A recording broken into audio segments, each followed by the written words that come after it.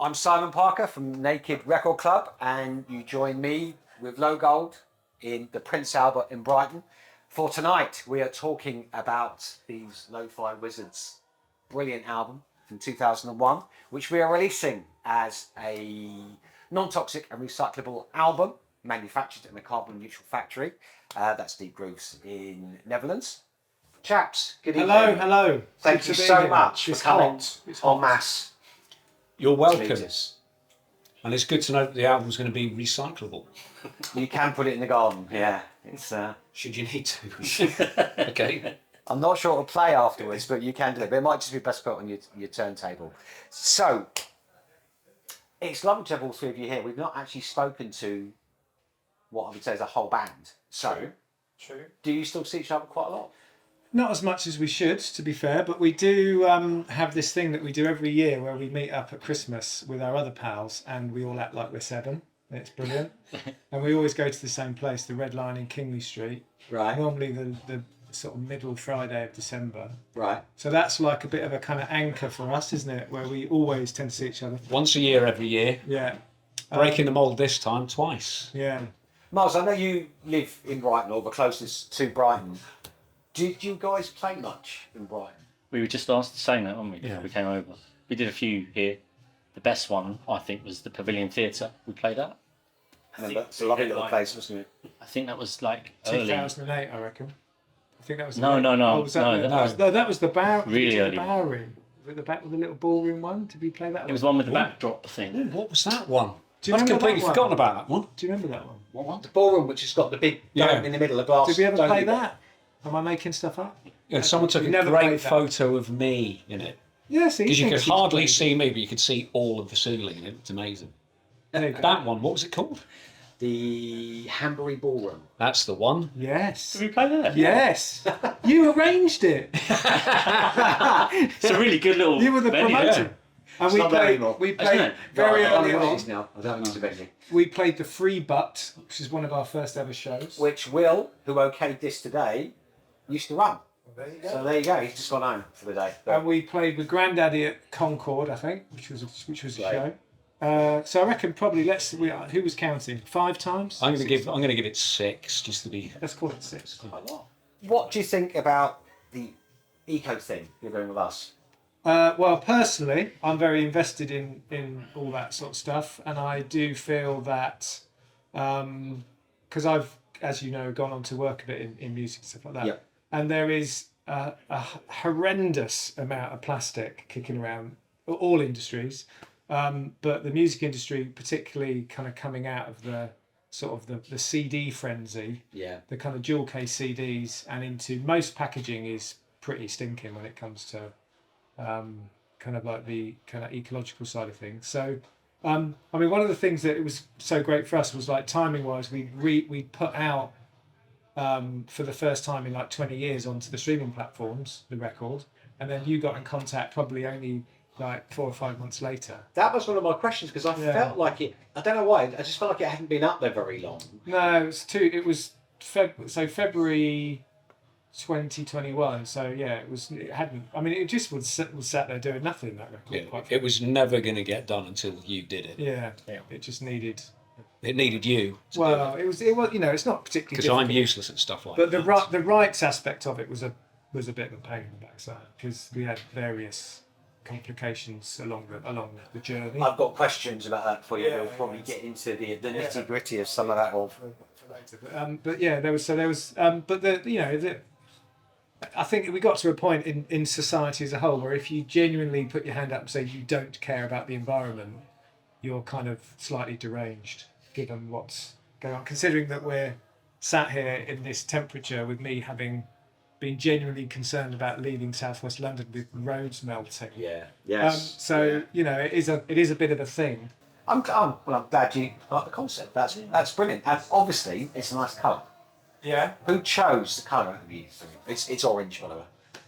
I think we had a bit of a chat about, we sent through the options and there was an element of the artwork that had a tinge Which is of beautiful that. art. Yeah, so I think we picked out the nearest one that we liked out of that, and we all liked the Dutch football kit. So that was a bit of that as well. Tell us, let's go back to the early days.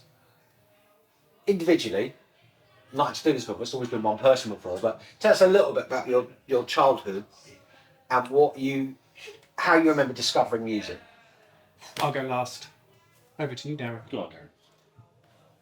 Christ, it was a long time ago. And you moved around a lot, didn't you? I've read that Yes. your family moved around, you were sort of living near enough out of suitcases. Yeah, we moved because my dad's a soldier, or was a soldier. We moved every year and a half.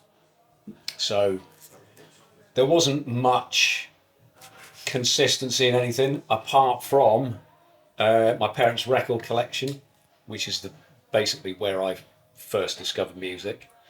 And they didn't have many records, but in amongst them was some Johnny Cash, some Elvis Presley, quite a few kind of country compilation albums. Right. They had like Porter Wagoner, Tammy Wynette, stuff like that on it, and a Neil Diamond album. And Neil Diamond, brilliant. And I'm fairly sure that if you picked away at the songs that I wrote, they're in there somewhere. That's it, yeah. It's gone in so deep that it's coming back out. Yeah. But I was so obsessed with those records that I put them on when my dad wasn't looking because I wasn't supposed to touch them. And then I'd press one side of my head up against the speaker and just watch the turntable going round and round and round. And then once that side had finished, I'd flip it over and then go around to the other side, to the other speaker. And it took me ages to realise that people were panning things to different speakers. So I was, hang on, I listened to this last week and it sounds different because I was listening to Elvis over there this time. So I used to try and literally climb in to the speakers. So that, Wow. and so there was lots of music in the house. The only other place that I heard music consistently, because we spent a lot of time travelling, was in the car. Right. And that was like 3 tapes that were Chris Christopherson. There was, I think, there was a bunch of Johnny Cash stuff and country singer whose name I can't remember.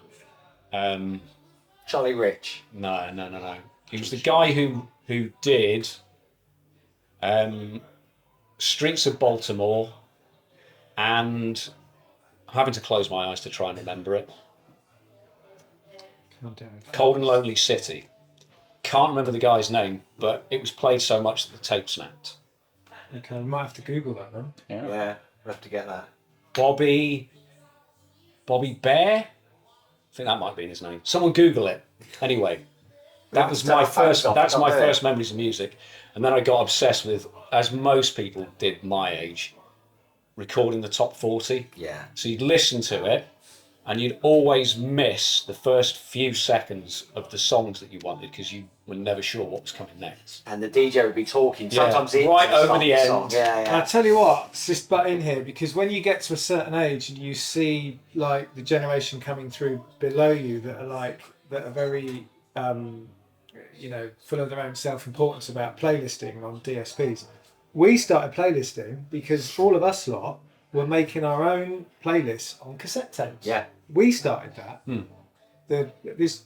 Our generation of like trying to do the kind of the 2-fingered thing on the thing. So playlisting is not an entirely new concept in so much that you have a record collection that you select the ones that you like and you compile them in your own as your taste is, as you feel at that point. That's no way is that new. That's kids of the sort of 70s, 80s set that up. You just reminded me, you're absolutely right, and you reminded me that when I first did that, annoyingly my sister would be talking over it sometimes as well. So some of these songs, you didn't know what some of the verses were because you'd remember them with your sister saying, "What are you doing?" or "Heart to Hearts on telly, can you come downstairs now?" And you're like, I also used to record theme tunes as well, because my parents bought me a TV that had a little cassette deck in it. So I had this really weird tape that had like some kind of late 70s punk, and then in the middle there'd be like the theme tune and the outro music to the Fall Guy. Brilliant. You still got those? They'd be great. No.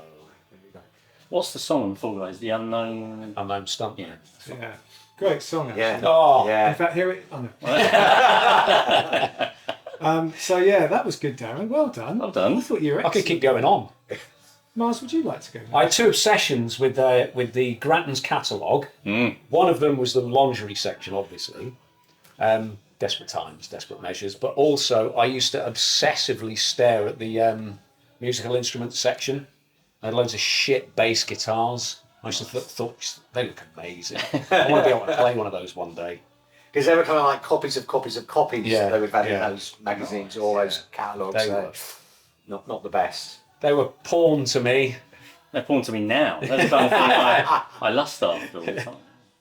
Come on, Marcy, you'll go. So, early days of music, parents, I had a bizarre kind of mismatch between my mum and Motown, Sam and Motown. And I always got strong Marvin Gaye. My boy's called Marvin, I've got a kid called Marvin, yeah. So Marvin Gaye kind of vibes from my mum, but not the good Marvin Gaye, no, the Marvin Gaye and Tammy Terrell. It wasn't like, what's going on, we're not interested in that. It's the hit factory kind of stuff from Motown. So that was present in my growing up. So I had that kind of pop sensibility. But then from my dad, he was into jazz, basically, like kind of 50s, 60s kind of big hitter jazz. So Miles, jazz, Davis, so those two things didn't really make sense in a pop, kind of mixed up together. But I loved it all. I loved everything I listened to, all that. But I've got a big memory from being a kid of having to. We had a tape, it's always like there's one tape knocking around that you've got to listen to obsessively. And we had a tape, and I don't even know whose it was or how it came to the house, by like this obscure Japanese kind of sound artist called Tomita, Tomita. It's called Snowflakes Are Dancing. Yeah? When you go through a charity shop, every now and then you'll find. Are they coloured vinyl, most of them as well? Is that I think right? it's been re-released and recently. Right. Okay. Right, blue cover, obscure 70s proggy recreations of old classical music numbers, but on early Moogs. So it's all squelchy and crap, and it's like everyone's turned the tone down. It's like, just turn the treble up, please. Anyway, but I was obsessed with one song, Snowflakes Are Dancing, and so I had to listen to it before I left the house and go out. So I think like in later years I got a bit kind of proggy and a bit noodly, instrumental, and I kind of trace it back to early days, coming from jazz, coming from my dad, and then this weird moogie 70s Japanese thing. So I've got it on vinyl now, I've owned it, and it's terrible. I can't listen to it at all. But I remember I had to listen to it before we left the house sometimes. So Brilliant. yeah. Daniel. It's kind of cooler than mine. Okay, so my old man, he was massively into big voices, so Mario Lanza, that sort of stuff. So you come down in the morning sometimes, and it would just be like this massive noise coming out of one of those very kind of horrible black plastic hi-fis that everyone had sort of around about 1982. Yes. So that was there was a lot of big voices from my dad's musical taste, and my mum, it was Johnny Mathis. Yes. It was Harry Nilsson. It was a bit of like Simon and Garfunkel, but the amount of times I remember if my parents had like a dinner party, which was basically a byword for drink driving. So all the furniture would be pushed to the edge of the room, and at some point, like I think it was the very best of Harry Nilsson was put on, and there's some tunes on that, to be fair. Yeah. So I don't know whether that seeped its way in. I don't quite know how.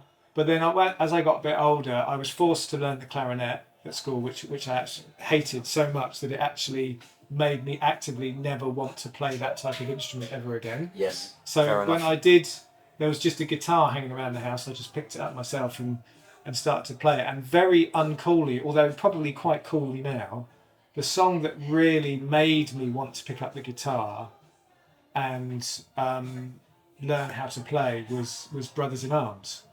Cool. What's Dire that? Straits. So I was probably... No, it's not cool, Dan. No, it's not. But Shocking. But it was... but I get onto the cool bit in a minute. Yeah, okay. So I was probably like, I don't know, 8, 9 when that came out. I don't know, 17, that sort of age. And then I very quickly realised actually that was quite uncool and hopeless. And I was on a school, I think I was playing football for the school, and we were all on the back of the coach, and a mate of mine said, listen to this. And he took off his headphones and he played me the guitar solo from Whole Lotta Love by Led Zeppelin. Right? And honestly, it was like every like synapse was like, it was just totally. It's your eureka moment. And yeah? then, so that was like, then that became my thing for years. It probably still is. Yes. So I woke up most mornings just checking that I hadn't turned into Jimmy Page, and I never did. But then So I if you're obsessed with Jimmy Page, where does the pitch perfect Brian May impression come from? Well, that's just because of that tone of that song and everything. It's like, so it goes in there. But There's a few people on planet Earth have witnessed Dan's Brian May impression. Have you ever done it on stage? Don't know if you did, but he knocked one out in the rehearsal room for us, and it's fucking amazing. It was there was that bit in Amber where there's a little section that just lent itself to. A couple of times I might have done it. And then I had one of those double cassette decks, like a Sanyo one, like bright red. It was really ugly, and one of the kind of like the doors had fallen off, so the cassette would fall out. So I had to tilt it backwards when I played it. And I bought one of those little time clocks. So rather than an alarm clock, when it hit the right time to wake me up to do my paper round, it would be a solo from a famous guitar. So it might have been Smoke on the Water, maybe it'd be a bit Hendrix.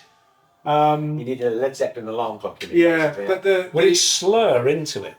So would you cue it up the night before? A little bit. Yeah, God, yeah. The queuing it up. Surely there must be a momentary slur. And also, I think that it probably slowed down a bit overuse as well. But I'd wake up to a guitar solo. And then the band that took me out of that kind of sort of retro living down in Dorset kind of not contemporary music type of thing, the band that pulled me out of that was Ride. Right. So like in terms of the way that really made me realise that I needed to sort of be more contemporaneous. So I bought all of the EPs. I'd absolutely. Oh, which there were many before the first album, weren't there? About 5, I think. So I bought all of that. I was pretty obsessed by Ride. I thought they were amazing, and I still do actually. How did you all meet? You alluded earlier that you had these get-togethers with people. So, was it a case? Did you guys know each other, and then you came on later? What happened? We all knew each other, but not like we knew each other. I didn't know you, but you knew each other. You're the glue, Miles. Yeah. I am the glue. We were same year at university. At university, right? So we're not talking young. You're 18. Right. 18, 1992. I should have probably said, where did you all grow up? Because you lived in many places, so it's hard to say. Paul in you were Paul, and you were Bexley Heath, South East London. Is that where Pepperidge is from? Yeah. Right. Okay. And you were just literally any destination, just in the UK or all over the planet? We were caught in a loop of grey towns in England, grey towns in West Germany, and then grey towns in Northern Ireland. We just went round and round and round. It's quite a circus. What a tour. Yeah. Next stop, Dusseldorf. Yeah. So university, that was the place where it sort of started to. Well, not in terms of the band. That's where Dan and I met. Yeah. 1992, the University of Hertfordshire was Hatfield Polytechnic. Right. BA Humanities undergraduate, Hello Daniel, Bella Miles, both playing bands or just knocking around, getting drunk in the same places. New Facts t-shirt. New Fast Automatic Daffodils. Wow. Long curly hair, beard, utter virgin. It was a good time for me. Anyway. So that was 1992. Yep. And then through university and playing in bands, I met Darren, who wasn't at university, but your big brother had been to the same university as us. My big brother. Which was maybe the link as to why you lived in that area around there. And I blagged a gig in Darren's band. He was the drummer in a band, and they needed a guitarist, and I turned up as the guitarist there. So that's how we got. And that's how I got to know you. And it was one of those, well, you can tell this story. We're all playing Darren's the songwriter, but happens to be sitting behind the drums. Some of the songs. And then, so the story goes, a few years after that, around about 96, 97, something like that, you decided to put your demos down. Yeah. And you needed a sprinkling of Brian May, in which case you must have come to the bar and met. I didn't introduce you guys or anything, but you would have met one night at our uni bar. Yeah. Yeah, I think that's how it happened. I met Dan the same night that I met my now wife. That's quite a night. Yeah. Yeah. Quite a night. So I found my Always the life partner bridesmaid. and my wife. Yeah, so I remember that night pretty well. Actually, it was good. It was I was really, really drunk, Dan. Yeah, well, she must have been, quite frankly, or she wouldn't have gone anywhere near you, mate. So look, so the about 2 years into our college life, they updated the bar, didn't they? And it was the new version of that bar. Yeah. And the old one was really scuzzy and quite cool, where you go to the bar and you cash a check for 4 cans of Lowenbrow, and then you do that enough times, and Dave the barman, who wasn't really across his admin, would suddenly cash all the checks at one point, and you'd have loads of financially distraught students because all their 4 cans of Lowenbrow came out on the same day.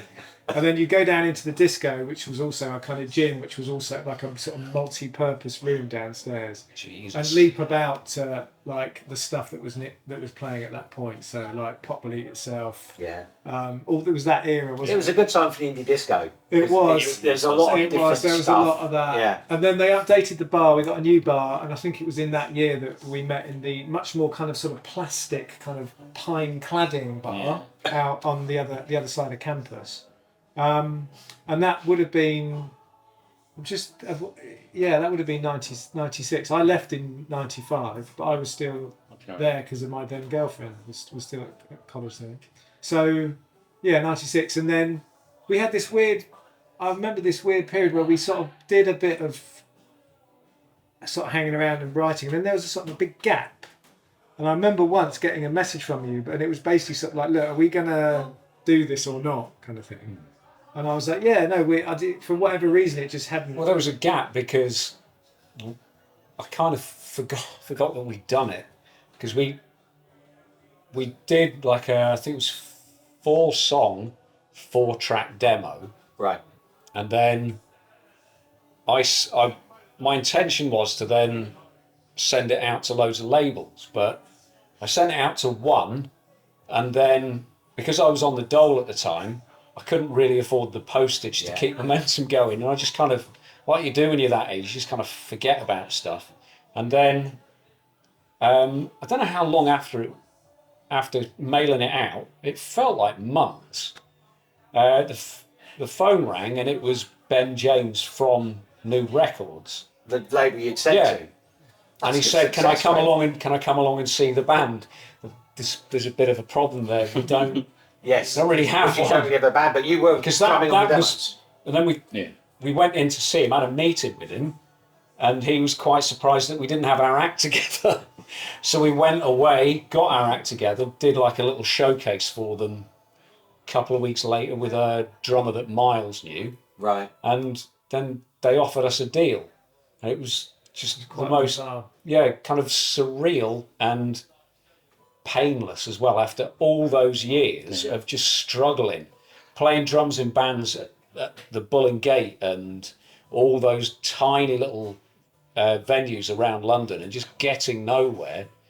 Do you remember what was on that EP that you sent to Nude? Yeah, I think Yeah, Beauty Dies Beauty Young, Dies Young. Mercury. Correct. No, Please be good to me. Please Be Good to Me, and Will Less I Offer.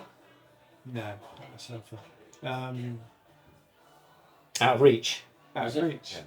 So Pretty good demo. I've been thinking a lot about this over the years. How can you only send out one tape and only not really do a gig and get a record deal? Because it doesn't really work. It's mental, right? Yeah.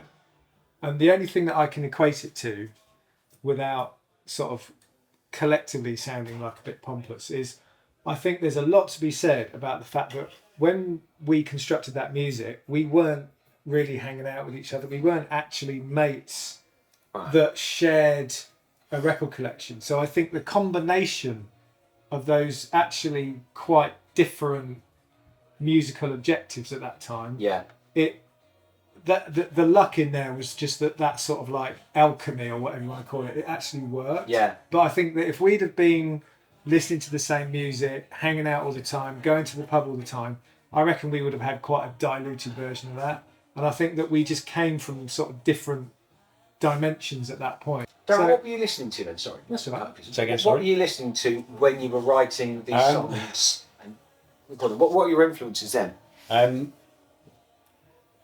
I just discovered Grandaddy because I think Under the Western Freeway had just come out or was just about to come out. I can't remember the kind of chronology.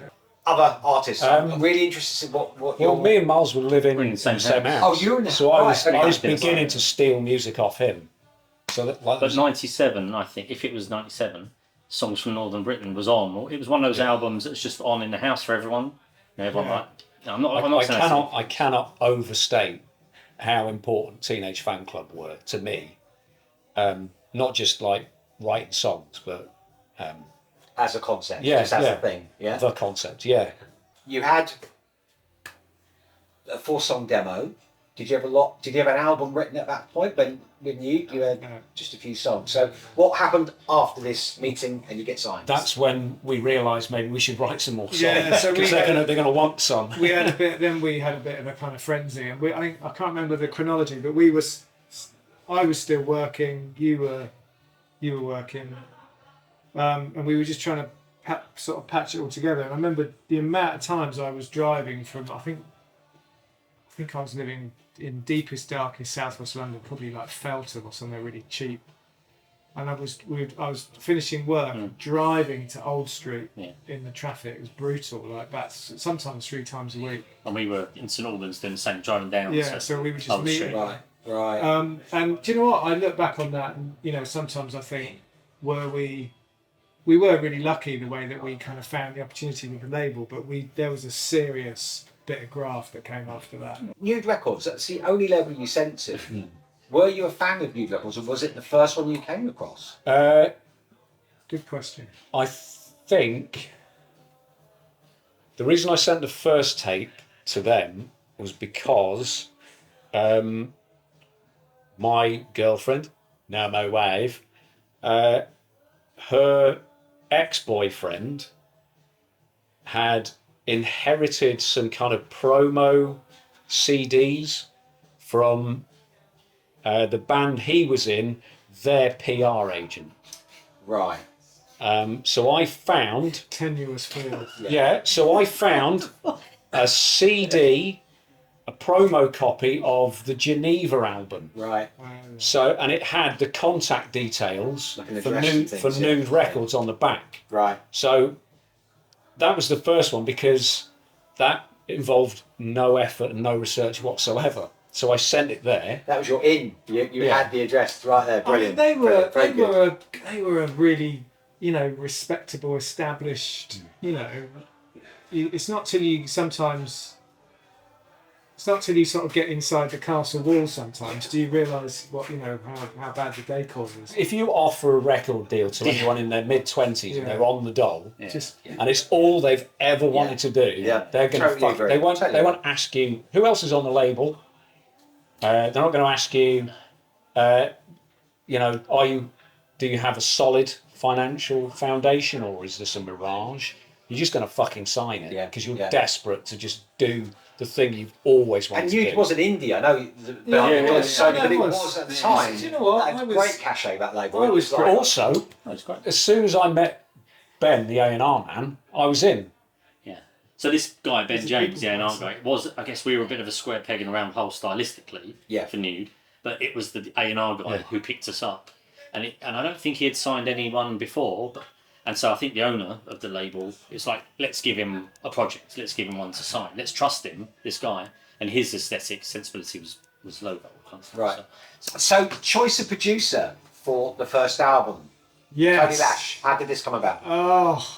I think Ben, the A&R man, had a short list. So we met them all, I think it was about 4 or 5. But if I'm honest, as soon as I realised Tony was on the list, I'd already heard the second Dandy Warhol's album that he did, and I fell in love with the drum sound. So as soon as I knew he was on the list, I thought if he's interested, he's the one I want. And then we all met him and all fell in love with him straight away because he was just really honest, reeked of integrity, lovely heroic jaw on him. Big jaw, half German. Yeah. Because he was in Heat Miser with Elliott Smith. Yeah, Which so is- not everybody knows that connection, but that's That was a quite big something. thing. But to be fair, it's good A&R because Ben knew that we were like into the Elliott Smith thing, and he also, it was good. Fair play to that. It was a great shout. I mean, we would never have got there, would we? No. To be honest. And I think that we got to Tony because I think from the label's point of view, he wasn't like mega A-list, super overpriced producer guy, but could deliver quite a commercial sounding guitar record, as in Dandy Warhol's. But for us, he had all the kind of American indie credentials. Yeah.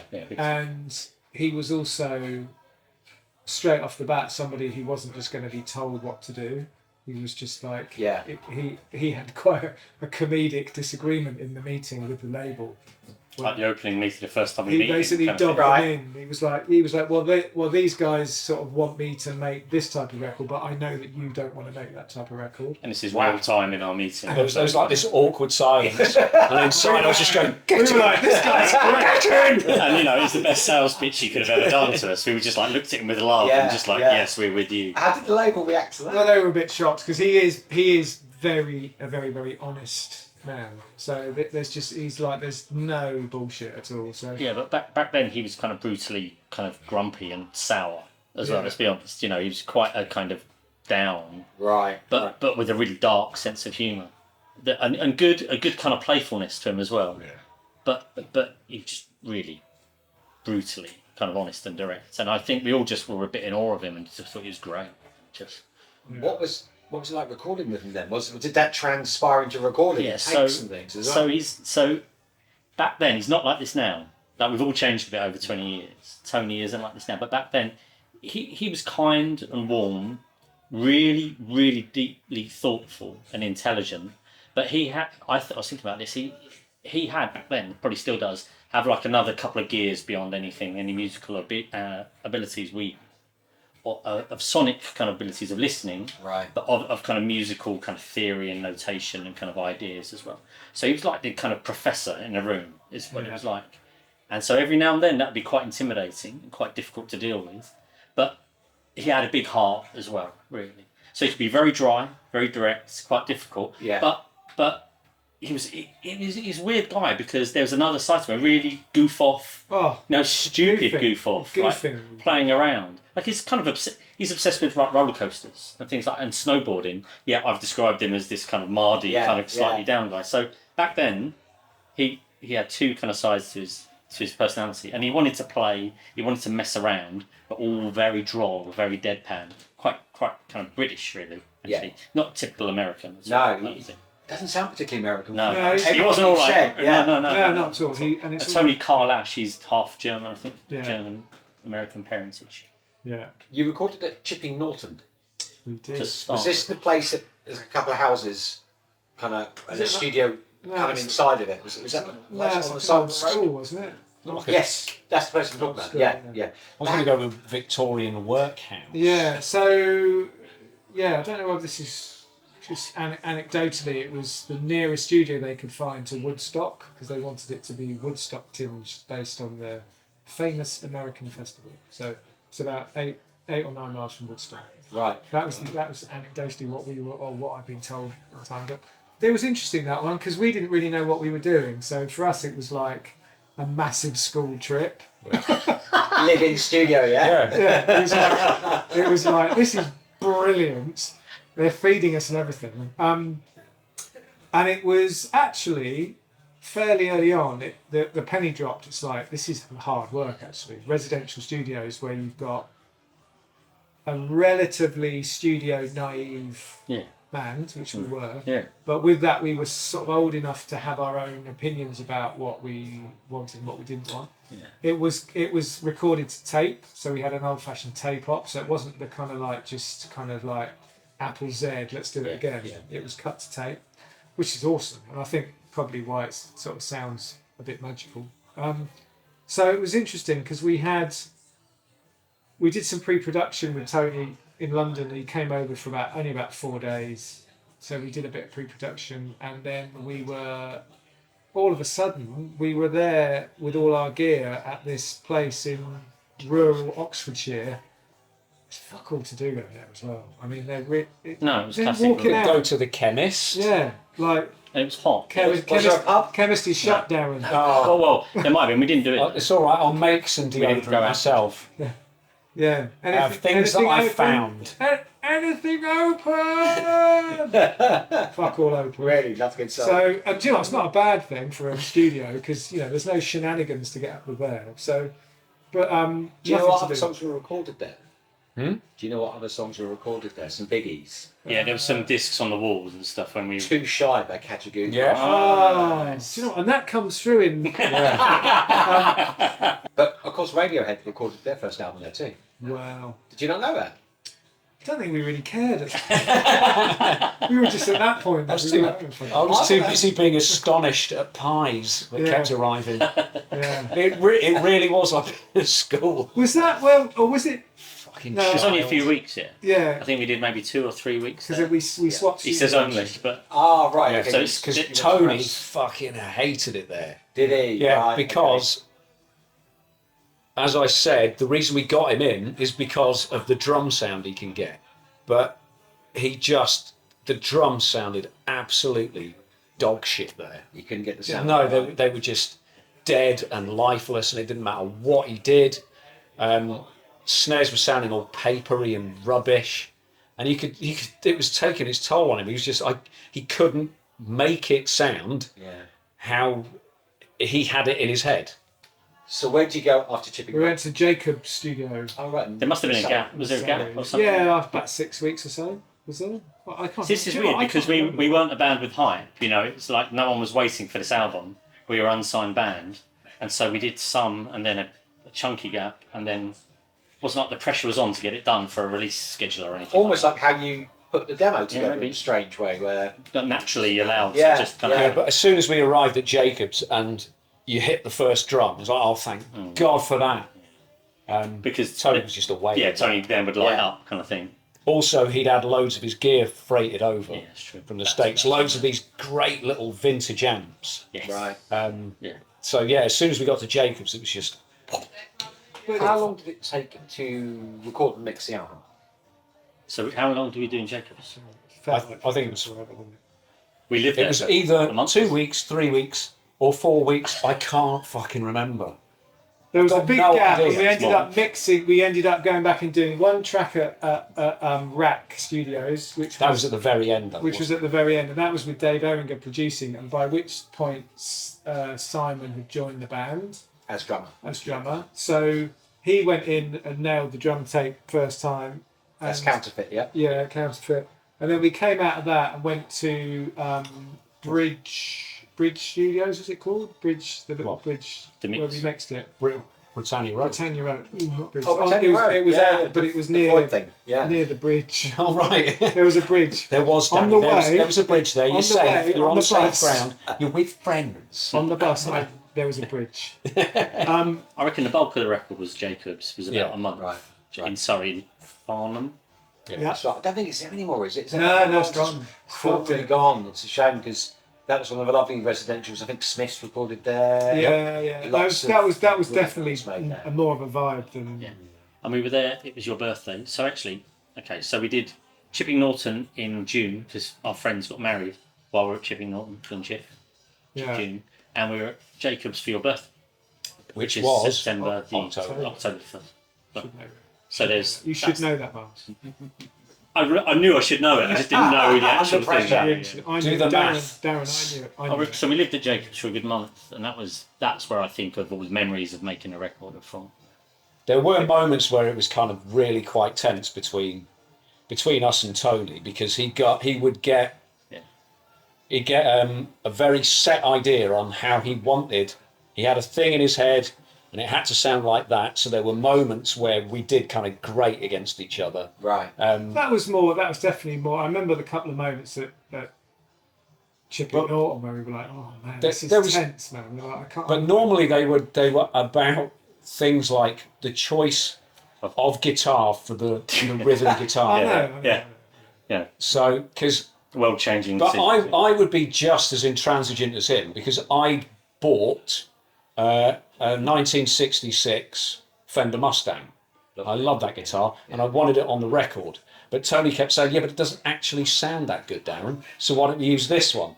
And then I'd go, no, but like this is the sound of the band. He'd go, yeah, but it's shit. Why don't we use this one?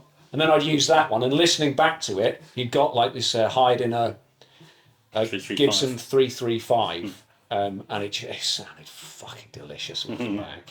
He was right. I was wrong. But we'd have those weird little moments where it didn't work. But then, as Miles said, we'd have these other moments where it was the most fun I'd ever had. Yeah, that was good fun. I remember backing vocals being really quite challenging as well. Well, I'd never sung in front of anybody before the band got signed. Never been anywhere near singing in a studio, which is like, it's like being under a microscope. It's really intimidating, and you hadn't either. And there were certain things where I wasn't sort of like musically articulate enough to be able to do anything differently from how I'd always done it. Yeah. So there were a couple of moments of backing vocals, and I was just like, I literally can't do that. I can't do that part. And all the way through, we've written these songs and we've played them live and we've recorded demos and they sound really good. So can I just do it how I did that? Because that's really where the flashpoints came. Yeah, that was a point of tension because, we talked about the demos before. Yeah. And back then, I felt like my role was like the protector. I wasn't even on the demos yet, but I was like the protector of the demos. Like the kind of less is more, keep it simple, be granddaddy. We don't need swathes of atmospheric noise and production on this. We loved the demos. The demos got us signed. We all believed in them. It was like Tony had like bigger artistic vision for the record, and or maybe all of us were quite often saying, but can we just kind of do like it is on the demo? Right. And I remember this one day Tony just said to me, Miles, I was always like, less is more, less is more, less is more. He just said, sometimes less is less. And he was just pissed off with me. He would come up with ideas and I would damp them down. He would come up with ideas and it's just being, it's like being inexperienced and defensive as a result. Was the album finished, that's mixed, mastered, everything, before the first single came? Yeah. It was? Yeah. Because that doesn't always happen either. So the album I think it was supposed to all come out a little bit quicker than it did. So I remember having a bit of a heated conversation with Saul about the delay in just releasing the first EP. Which came out summer 2000. So when did you finish the album? So that was finished. We finished recording in 98. Yeah, it was 98. Wow. No, we signed. No. We signed December 1998, Christmas 1998. 99. And so because it felt like there was a year gap. Yeah, it was a year. Yeah, that is quite a long time. And we had to basically we finished the mixing and everything right on top of. I remember it being sort of very festive sort of time, Christmassy time, and then it took 6 months to get that first release out because we had to record the B-sides, which we did with Pat Collier. Right. Too soon. So we had to do that. So the 108 EP had the extra or whatever extra tracks. We had to put them on. Can't Say No was on. We did with Tony.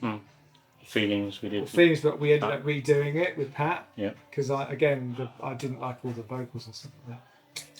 So there was quite a gap. Yeah. It was really frustrating. Yeah. Because we did like a lot of things. It kind of set the tone a little bit in that we'd get a bit of momentum going, but then there'd be this kind of wasteland of time where nothing. It's meant to build, isn't it? And then the record's meant to come out, and it builds a bit more. And as soon as we had the record done, we just wanted to get on with it and start being a band.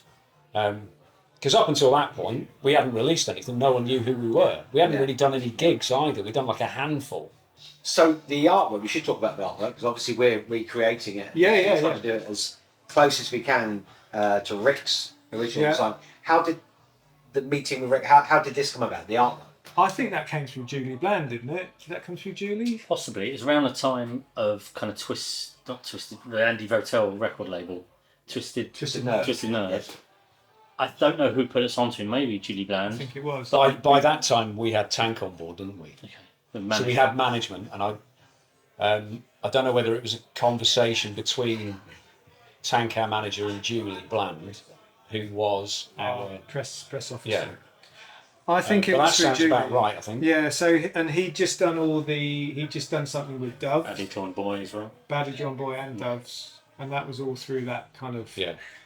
So I think, and you know, I guess reconnecting with him over this was probably, it made me realise that he was definitely somebody that I regretted not staying in contact with. Lovely man, so. But like with Tony, do you not remember we had meetings with other people before we had a meeting with Rick? And in a similar way, like we met some people and they had like ideas that were like, yeah, that sounds all right. But as soon as we met Rick, I don't know if Yeah, no, and his folio, I was kind of like, yeah, we just met Rick and just thought straight away, well, it's him. yeah.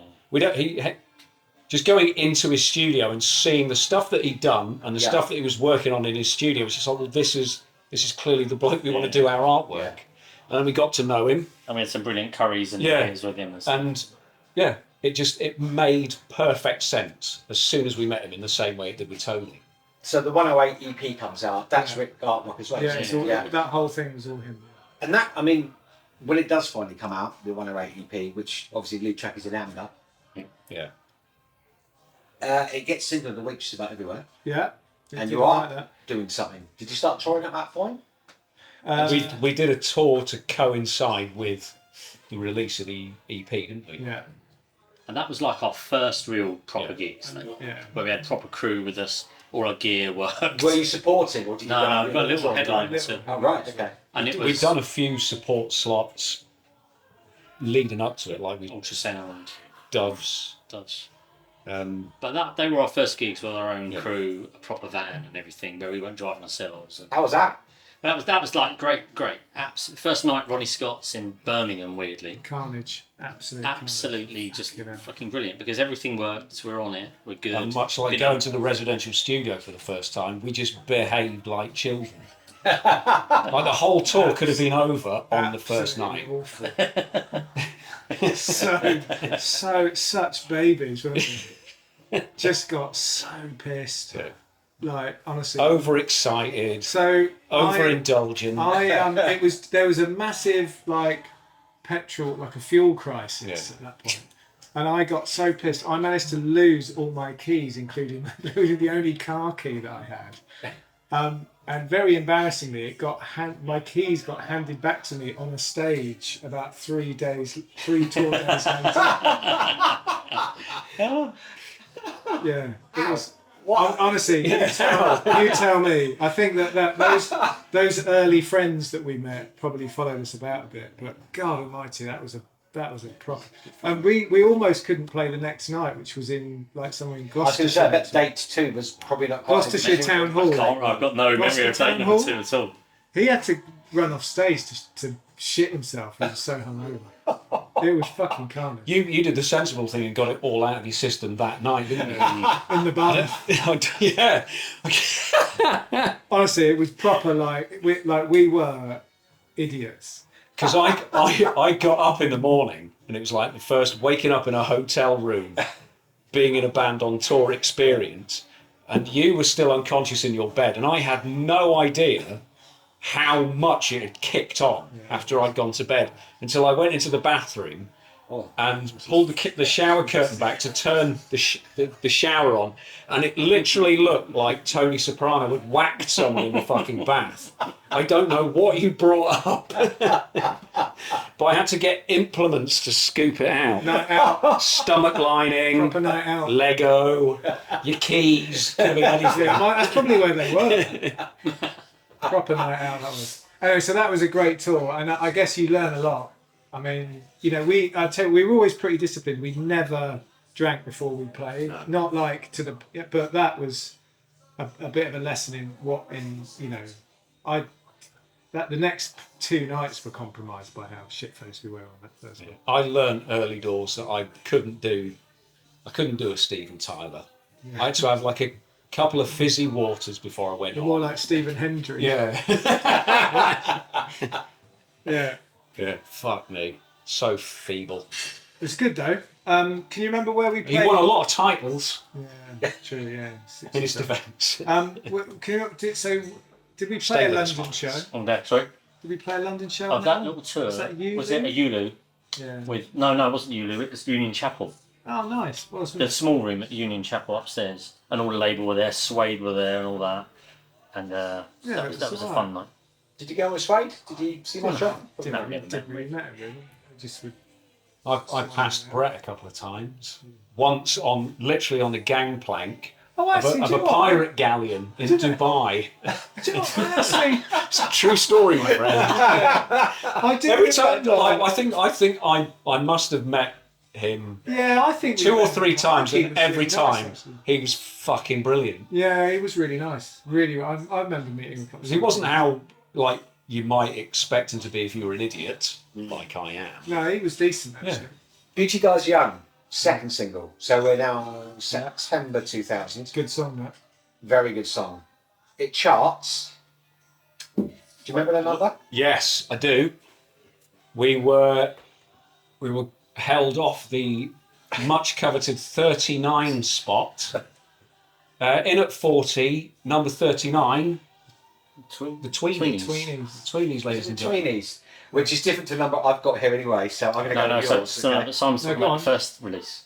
That's the second it's release. really that we good, used. isn't it? Yeah, yeah. Yeah, we- No, the first time. First time. Tweenies. Yeah, the Tweenies was First the time release. it was the Fleebles. I don't know. The first time it got to 67. 67, yes. 67 is this. So, was this when you toured with Coldplay? No, So we were Coldplay in at number 67. no, I was That's a good. That may well be No. the case. no. So from October memory, 2. the Coldplay stuff came a bit later. I think the Mercury was out when we were doing Right. Coldplay. Okay. And that's another step up because that got to number. 37. Dabba. 50, 49, 48. Yes! Well remembered, Darren. So do you know what though? We didn't really give a fuck though, which was part of the problem I think at that point. It was a thing that we didn't understand the relevance of that. And I remember I found a piece of paper quite recently that was like a Radio 1 playlist that Mercury was on. I didn't remember it being playlisted on Radio 1. C-list, doesn't it? Yeah. So it's quite a thing. I That. think the chart positions are probably still beating Grandaddy singles at this point. I mean, it was my point for bringing this in is that every time you release a record, it's getting closer and closer and closer Yeah. to a big hit. But then Beauty Dies Young re-release went in at number 40. Yeah, see, And so then we're in the top 40, which I remember thinking That was the would be thing. doing. was Top of the Pop still on then? Or was it Edit gone one end? I think it had pretty much gone. We did a couple of TV things. So we did like the Priory and all that sort of shit. You've got to remember that little kind of 6 months between 108 EP coming out, doing Coldplay, those singles, Yeah. getting better. Yeah. You know, that was kind of low gold for me. Yeah. Absolutely. You know, we're on the radio every day. I could almost kind of turn the radio on. Know Ian Baker would play us at the start of the hour on XFM, Yeah. and we got Single of the Week a couple of times. Enemy, Melody Maker, Mark and Lard would play us on Radio 1, and then we had these gigs booked in, and we're getting drunk and stuff. So that's 6 months or so, right up to kind of when the album comes. Sorry to cut Right. ahead to your Yeah. next Yeah, no, question. no, go Album's for it. February the next year. February Valentine's, February 12th Yeah. of 2001. I'm shit with dates. I can't believe I'm You're doing better than me. Yeah. That little kind of Not about 108 this EP fucking right up birthday, to the album Eh? was like, do building. you know what? We just thought everything was easy. Yeah. It kind of came to us. Yeah. The radio played. It's like, of course we're going to be played. Of course we're going to be C-listed on Radio 1. You know, it was like nothing was actually hard in that little period. Just before we get into the album coming out, had you any inkling at this point that the new thing wasn't going too well? You were okay, just, the singles coming out. I remember seeing the ads in most of the music. No, That's how I discovered you. Yeah, no, Through it was music the ads and label this. thing. So I don't know quite what happened, but they financially got themselves into an absolute horror show. So I think that they had reached a point as a label when they were like a serious, like mini major indie type of label, and they needed the major label funding of Sony to function. They They needed did- a hit. So I don't think we knew that We it didn't was on get the it. slide. No. We had no idea. And the difficulty was that we were, at that point we were very busy, so we were out working hard, accruing debt, invoices coming to us, not to And Tiger tokens Tiger from all the petrol stations. Yeah, thank you, Darren. You're welcome. And so, if you go out and tour relentlessly for 6, 7, 8 months, it's you as a band that owes people, not the label, and then you get that money back through the tour support system. Yeah. So and when it failed, when it was like right, you'd have gone into voluntary liquidation, as we were told, they were unable to cover any of that. Are we skipping ahead? Should we talk about the album? Have they gone into voluntary liquidation? I think that they were financially struggling at that point because we struggled to get tour support to play. By the time we played Reading, they were struggling. So I remember there were conversations a bit like, that's a bit weird. And I was there, Okay. and I thought that was a fantastic show. Absolutely love that. And I remember something you said, Darren, that day. You sort of stopped the show, and you just you did. What I got from this was that at least one of you must have gone to a few Reading festivals. I'm probably completely wrong. Yeah. No. But you stopped and you said, I can't believe we're actually doing this. Yeah. And I stood there, I was watching thinking, that's how I would feel after probably going to it and watching bands for donkeys' Yeah, well, I've been years. going to the Reading Festival since the first one I went to was in '89, I think. Right. Okay. So I've been to loads of them. Yeah. And the early 90s were great for the Readings, weren't they? Yeah, they were good.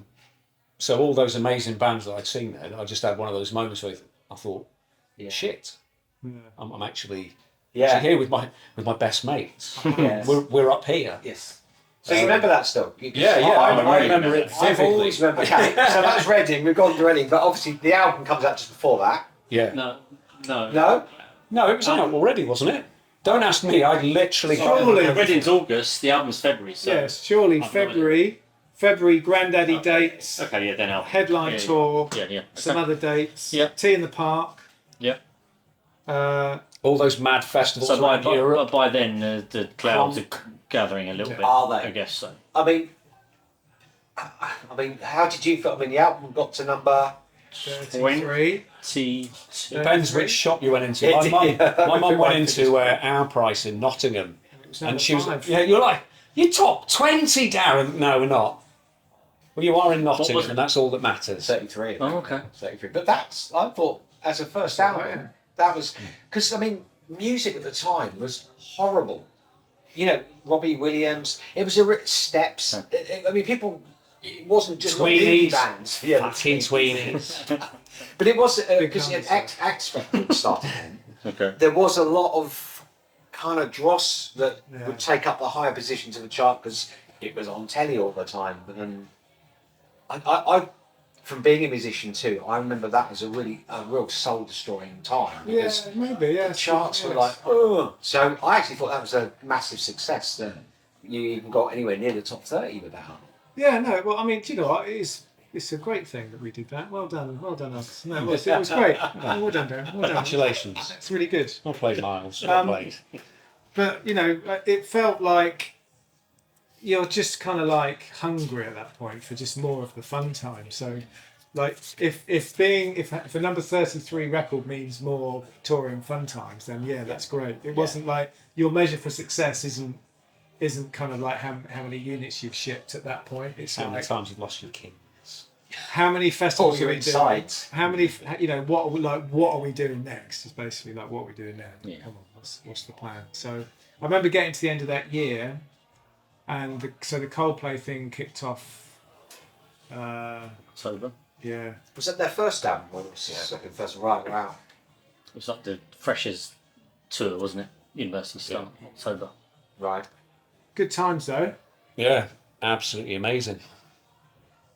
So yeah, it was weird because we didn't really. It's like having the time of your life, not realising that in the background the label was buggered. Yeah. So yeah, so skipping back to where we were talking before. So yeah, we were very, very busy. I think we got to like 55,000 quid's worth of debt when we found out that there was nobody to pay those bills. So, and we certainly didn't have £55,000. That's a tour support. Yeah. That's of road managers. That's of buses. That's of crew. T-shirts. And that's 55 grand in the year 2001, 2002. So And this has just landed at your feet. yeah.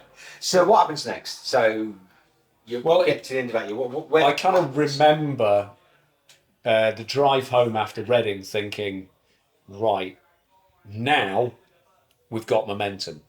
Now things are going to start to kind of snowball a bit, and that's exactly when it all started to slowly unravel. So the opposite started to happen. Yeah. And then that wasn't too long before it was like we were sat in a. I can't remember whether you guys went. I certainly went. I went to the creditors meeting. No, just you went. I went. To, I wasn't brave That enough. was somber. That was awful. So the directors of the company had to sit at the front and sort of face down the people that they owed all the money to. It was overseen by the liquidators who ran proceedings, and there were people there that I got to know over the years and stuff, and they were all just really fucking angry because it's like the bottom line is like, why didn't you, when you knew it was going bad, why didn't you tell us? And why didn't you stop agreeing for us to go out and spend our money on your behalf? Yeah. There was a guy there. I think his name might have been Lee. Lovely fella, but he was owed something like a 5-figure sum for cutting hair for artists on nude. Wasn't the news agent as well?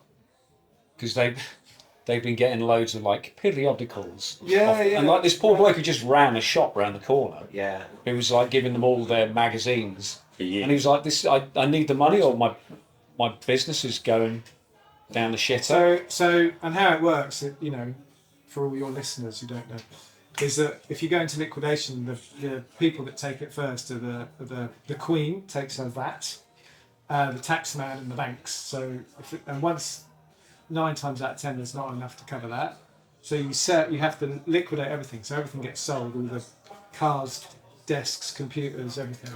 Yeah. And that money gets put into a big pot, and then it's decided how that will be apportioned out to the most needy people that are bad debtors. By which time the news agent's gone out of business. So let's end this section positively, looking backward to backward of square. Yeah. How, as we sit here today, how do you feel about the album now?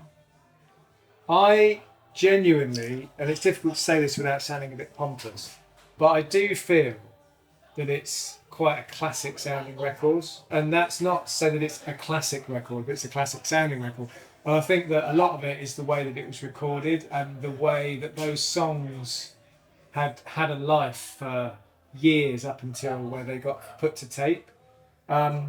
So I am increasingly kind of proud of it, I guess, when I get feedback from people that I've never met before who might drop a message on social media and sort of say, look, I was at the show in Leeds in whatever. And it does feel like it is a little bit of a legacy piece for me.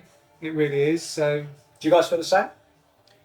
I went through quite a long period where, understandably, I was a bit down on everything we'd done, and I've always kind of suffered from imposter syndrome. And when things start going to shit, and people start saying less than flattering things about the band, it sticks with you if you're going through a bit of a dark period with it. But now that we're out of that and I can look back, I genuinely cannot believe it happened. I'm so proud of it. Just to think that we got together, did a few demos, and then jump forward a few months, all of a sudden we're in the top 40, album and single, and we've played the Reading Festival. Yeah. It fucking beggars belief. Yeah. I couldn't be more proud. That's great. Miles? Well, we're talking about loving the way that Dandy Warhol's record sounds. Our record sounds comparable to that record. Yeah. Those snare splats. I'm obsessed with drum sounds. It sounds great. We've made a great sounding record. We're now going to finish this with the Naked Confessional, which I know, because you haven't seen our interviews, you won't know that much about. But basically, this is taken from what used to be an old Victorian parlour game. And people like Sir Arthur Conan Doyle, Karl Marx and Oscar Wilde all answered these questions, or some of the ones that we hadn't changed. It then was adapted by James Lipton of the Artist Studio, who asked lots of actors and actresses a bunch of questions. And it's quick fire, quick as you can. Can I see word what? each. Can I see what Oscar Wilde said? It's not I here. want to know what I'm up against. Dan, your greatest virtue. Extra cover drive. Punctuality. Flatulence. Nah. Your biggest fault. Impatience. Idiocy. Impatience. Your favourite word. Frothy. Nebulous. Minimum. You're actually really good at this. I didn't get to take a drink. Least favourite word.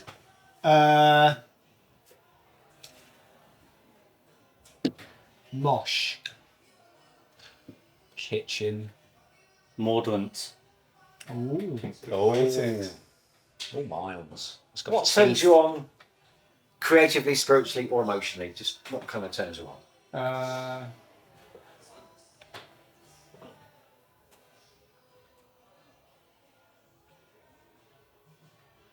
Rebirth. Oh. Don't know what that means. Okay.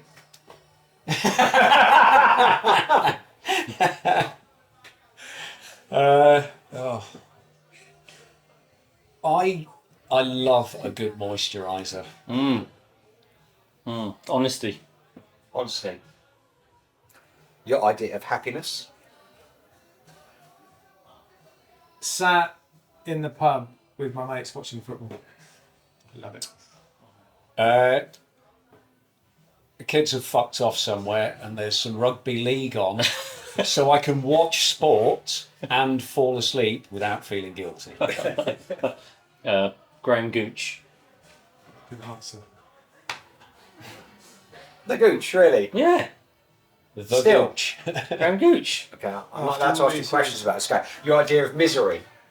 I do not like being stuck in a car driving somewhere when I could have taken a different method of transport.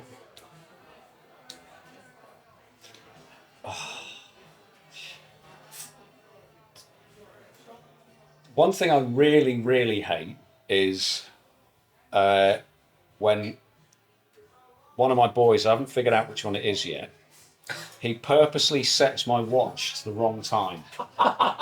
And I spend the rest of the day trying to figure out why the fuck I can't get anything right. That makes me really unhappy. I don't have anything to add here. Tom and Miles. Misery. I'm drawing a blank here, dudes. A slice or a hook, which one makes you sadder? I think when you see someone like throwing with my left hand makes me really miserable. If you were a colour, what would it be? Hey, sorry, say that again. If you were a colour, what would it be? I'd be blue. I'd go with a nice, sensible navy blue. I'm brown. Yeah. Miles is from tan to brown. What is your favourite swear word? Fuck knuckle. Cunt. Gotta be. Prick. If you could work with anyone dead or alive, musically, what would it be? Who would it be? Not who. Who would it be? I would probably do a record with Brian May? How about this for a random one? How about this? I would do I would play guitar on a record for Otis Redding. Mm. There you go. Soul chops. I would love to play the drums for Teenage Fan Club.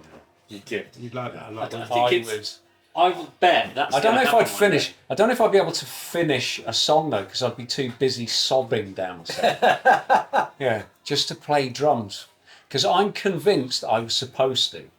Yeah. I was supposed to. I was just born in the wrong place. Yeah. I didn't end up in the right place at the right time. You need to be in Bells Hill, Yeah. Scotland, didn't you? I'd say we'll try and get Jim will fix it, but we can't really say it anymore, can we? No. No. So Miles, what about anyway, you, Frank? I'd like to collide musically with Mr. Steve Albini. would you? I don't Get think it. it'd be much fun, but I'd still like to do I it. would.